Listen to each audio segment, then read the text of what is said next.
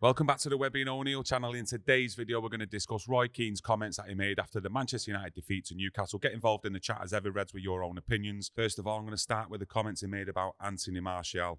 It was absolutely scathing.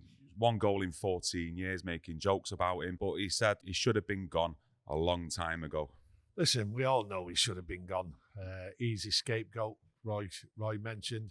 2 years ago, out the door. But who's going to buy him? He's not fit, never is fit. Couldn't pass a medical. Couldn't hold a ball. Couldn't pass. Doesn't run. Roy's just giving the glaring obvious, really, about Martial. Lots of players there shouldn't be here. I think 4 or 5 players should have been out the door in the summer. United wanted him out. Martial was one of them. Just couldn't get rid of him. Yeah, we raised our eyebrows, to say the least, when we seen that team news an hour before kickoff. Martial starting and Højlund on the bench. We just thought it was the wrong tactic to play, and Højlund should have been starting, coming up against 2 big centre-halves against Newcastle. Anthony Martial on the freezing cold night, up away at Newcastle, gloves on. 20 minutes you get out of Martial. Should never have started. Højlund was the right one. That's down to the manager, thinking bring him on. What was he thinking? I don't know what he was thinking. I mean, we're getting puzzled now about certain things, and especially after the game. Roy's not happy with him. Roy knows he's under pressure.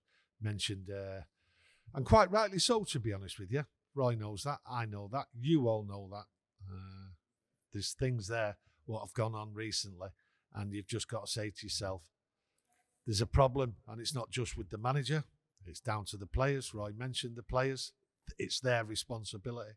So at the end of the day, there's things going on in the background, and it's just making the club just look absolutely in dire. When you're looking at performances like that, look, it wasn't a great way to end the game against Galatasaray in a 3-1 lead, drew the game 3-3. But you've seen a work ethic there, at least from the players. But then you go to Newcastle. Is it because we're coming up against a team who, with a manager who's just tactically outfought Erik ten Hag, and the players have just kind of like give up, disillusioned to the tactics and instructions they've been given? Not that that's right, because you should always run no matter what. That's the least you should do. But, you know, we finding a manager here, just like Roy Keane said, you know, the away form since Erik ten Hag's come in, it is ugly. And, you know, is this showing now against the big teams when Erik ten Hag's coming up against them? Well, it's not just the big teams, is it? If Roy mentioned, like, when we've got results, especially this year, against the lesser teams, we're only having moments. We're not dominating teams. And that's what's worrying, because if you look at last year, we had moments, first half, second half, you know, that seemed to be a big policy. And you could sort of mention it every other game, that, well, what a transformation that was in the second half, whether it was poor or bad, depending on what the first half was. You just never knew what you was getting, and now you don't know what you're getting.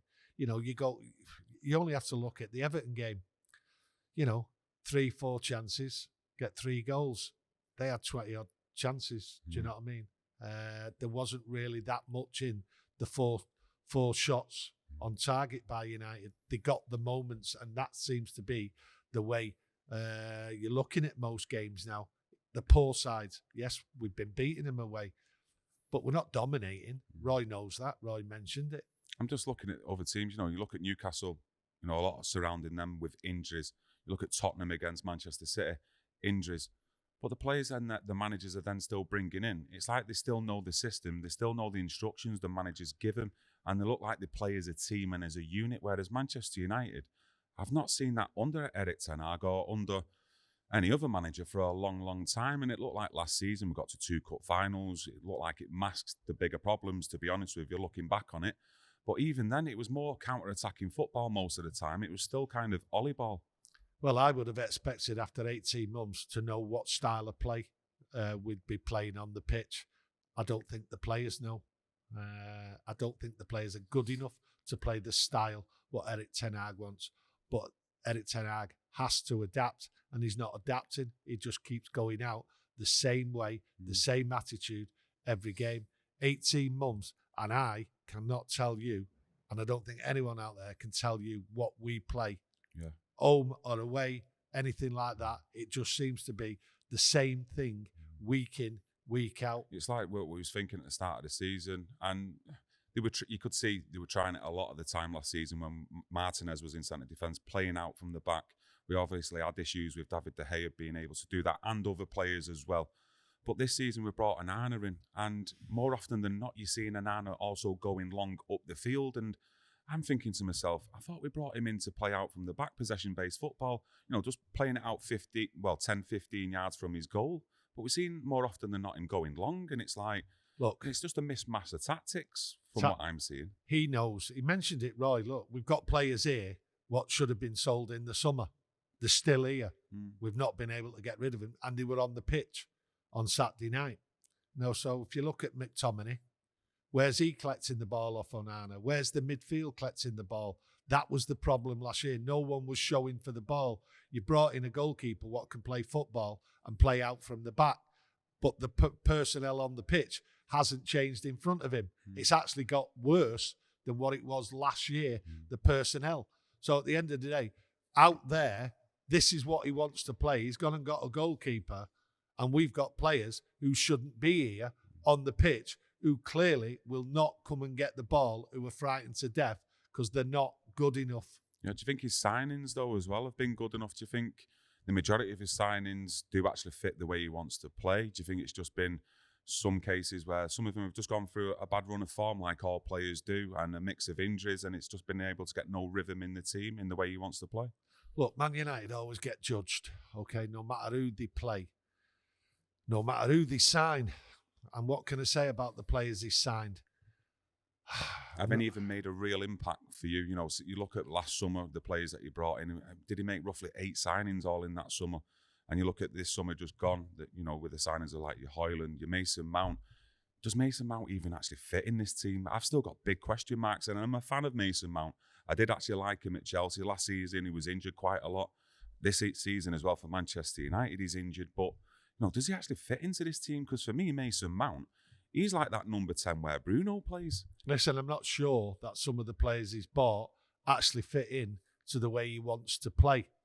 Okay, and I think some of these players he's bought haven't bought into the project because they can't see what they were brought here for. Yeah. I think that's what it is. There doesn't seem to be any flexibility. This is how I want you to play. There's no it's wide open, the midfield, and it's not stopped being wide open. And some of these players are just thinking, what are you doing? That's how it looks to me.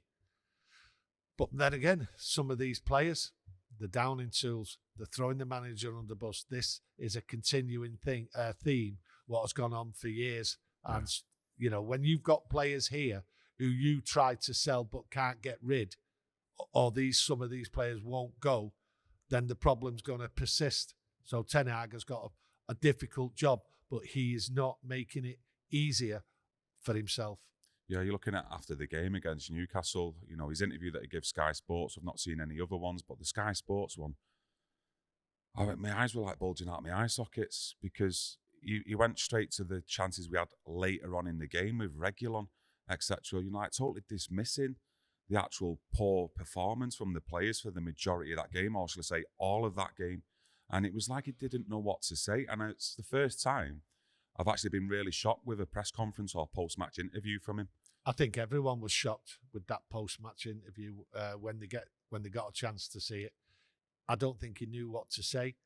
I think he wanted to say some things, but had to hold back. Do you think he was shocked himself with that performance? I think he was shocked.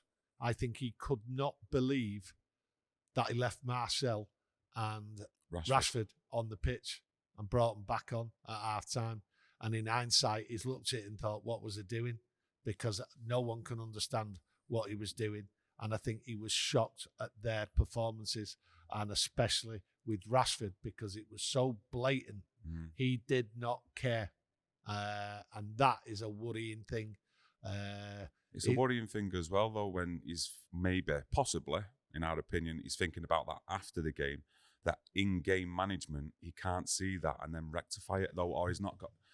I think he's seen it. I think he's seen it with his actions on the pitch because he was irate in that first half. You could see him, but he never did out about it. And that is the problem. The curly fingers should have gone up after 20 minutes, in my opinion, for Rashford.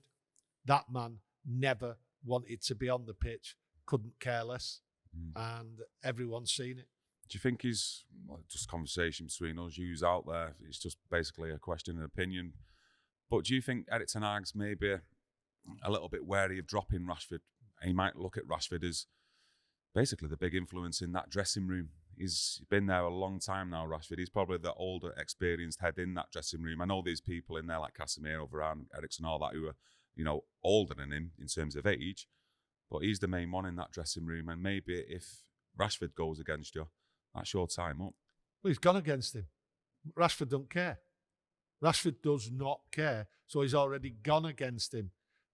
When have you seen Rashford put in a display this year? No, I mean, if Erik ten Hag goes against him and basically dropping him, you're on the bench now, some for, let's say, the next 3, 4, 5 games.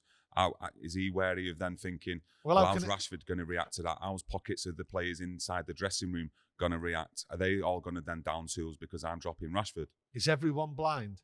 Rashford's already gone against the team, gone against the manager.